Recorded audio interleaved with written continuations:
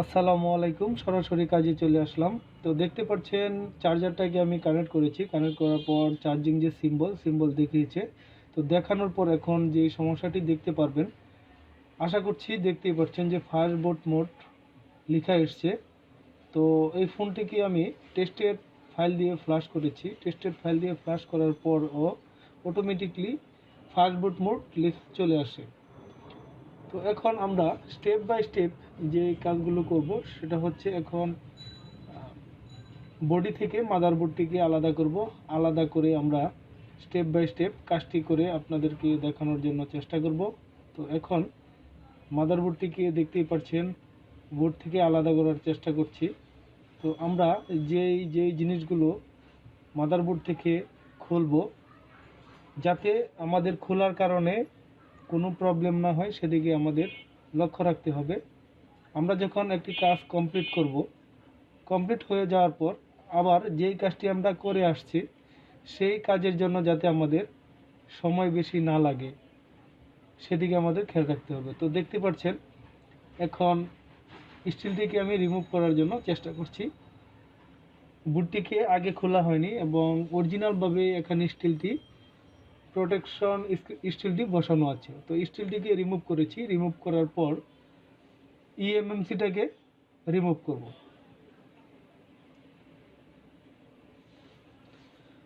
তো already eMMC remove করেছি।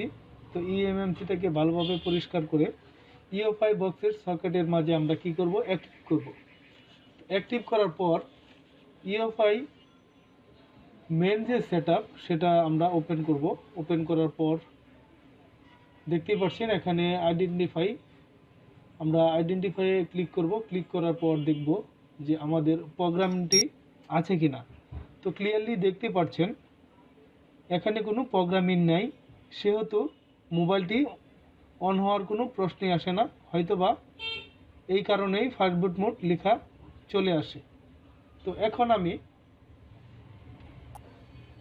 এই ইএমএমসিটাকে নতুনভাবে প্রোগ্রামিং করব। তো প্রোগ্রামিং করার জন্য কিছু সময় প্রয়োজন, আমি আপনাদেরকে প্রোগ্রামিংটি করে দেখাচ্ছি। তো যেহেতু ভিডিওটি অনেক দীর্ঘ হয়ে যাবে সেহেতু আমি ভিডিওটাকে একটু ফাস্ট করে আমি কাজটি করছি।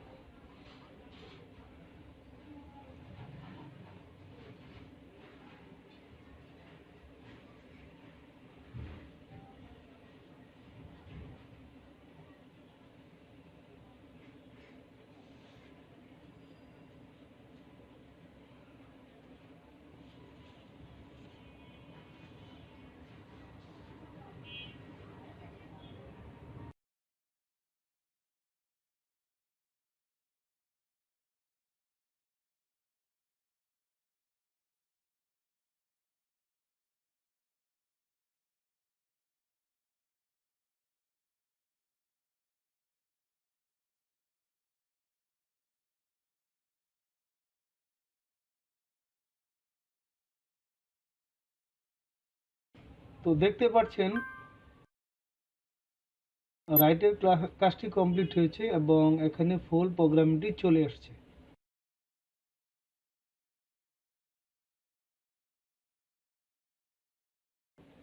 তো এখন ইএমএমসিটাকে সকেট থেকে আমরা রিমুভ করব। রিমুভ করে ইএমএমসিটাকে বোর্ডের মাঝে ফিক্সড করব। ফিক্সড করে দেখব যে আমাদের যে প্রবলেমটি ছিল ফায়ার বোট মোড সেটা সমাধান হলো কিনা। তো দেখতেই পাচ্ছেন মাদারবোর্ডের সাথে ইএমএমসিটাকে আমি ফিক্সড করার জন্য চেষ্টা করছি। আমরা যদি মাদারবোর্ড থেকে ইএমএমসিটা রিমুভ করব, যদি খুব একটু ক্লিয়ারভাবে সময় নিয়ে মাদারবোর্ড থেকে ইএমএমসিটাকে রিমুভ করি, সেই ক্ষেত্রে দেখা যাবে যে আমাদের আর রিবোলিং করা লাগবে না। তো দেখতেই পাচ্ছেন যে আমি ইএমএমসিটাকে কিভাবে রিমুভ করেছি, আবার ঠিক যেভাবে ছিল সঠিকভাবে ইএমএমসিটাকে বসিয়ে দিব। বসিয়ে দিলে আশা করছি যদি প্রোগ্রামিংটা ওকে থাকে আর যে ফাইলটা আমি রাইট করেছি সেই ফাইলটা যদি ওকে থাকে তাহলে অবশ্যই ফোনটি অন হবে।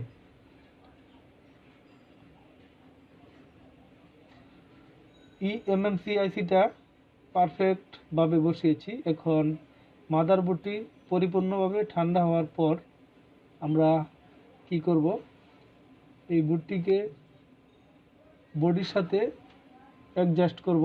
তো আমরা প্রাথমিক পর্যায়ে স্টিলগুলো এখন লাগাবো না, শুধু মাদারবোর্ডটিকে বসিয়ে দেখব যে সমস্যাটি ছিল ফাস্টবোর্ড মোড সেটি সলভ হলো কিনা। যদি সলভ হয় তখন আমরা বাকি যে জিনিসগুলো আছে স্টেপ বাই স্টেপ পরিপূর্ণভাবে কাজ করে কমপ্লিট করে রাখব।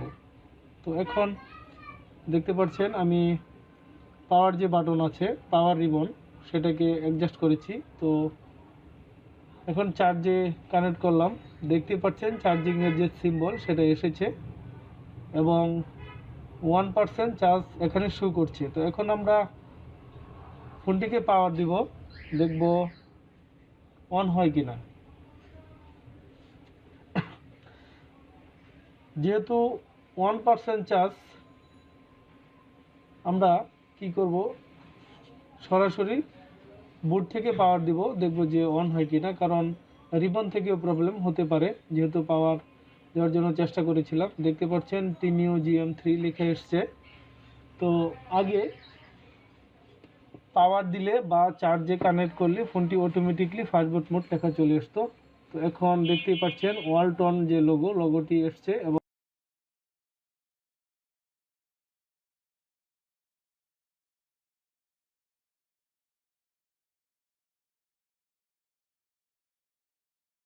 ফোনটি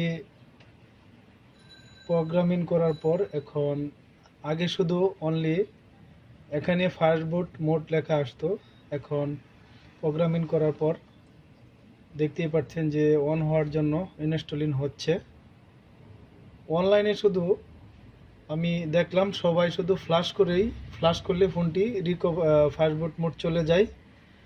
তো আমি এটার যে ফাইল আছে, যে কয়টা বাসন আছে সেই বাসনগুলো দিয়ে ফ্লাশ করেছি, ঠিক একই অবস্থা, শুধু ফাস্টবোর্ড মোড। তো আজকে আমি একটু ভিন্নভাবে কাজটি আপনাদেরকে দেখানোর জন্য চেষ্টা করলাম। আশা করছি এই কাজটি আপনাদের ভালো লাগবে।